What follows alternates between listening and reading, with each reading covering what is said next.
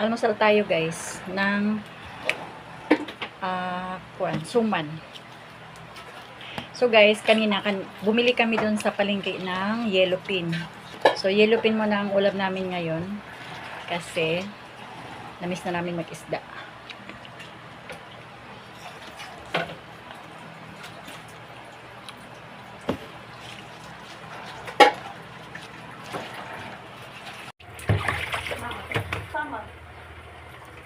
Magpapakulo nga ako ng tubig at talagyan ko lang siya ng kaunting patis.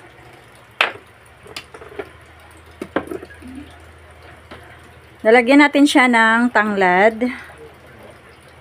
luya,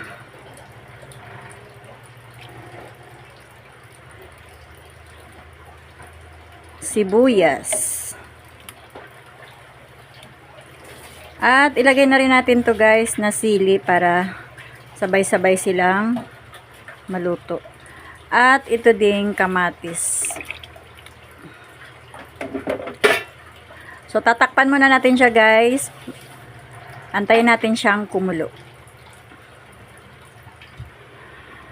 So ayan, kulong-kulo na nga siya. Ilalagay na natin ang yellow pin.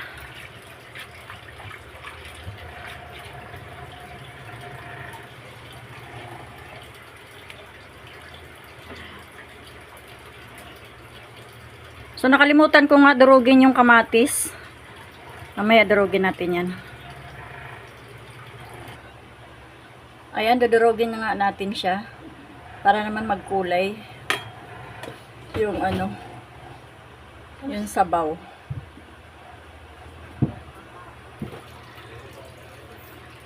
So guys, ayan, ilagay na namin yung talbos at saka yung alugbati at may timpla na rin siya. Titikman muna natin kung sakto na yung alat niya.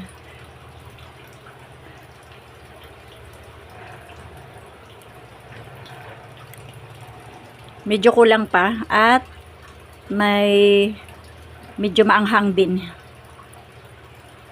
Pero konti lang naman. Dadagdagan natin siya ng lagyan pa natin siya ng patis. Haluin muna natin. So hindi ko na nga kanina pinakita, nilagyan ko ng konting patis. Depende naman yan sa panlasa ninyo guys. Ako kasi nakulangan pa ako sa alat. Okay na to. Pwede na tayo humigop ng sabaw. Tara, higop tayo ng sabaw guys.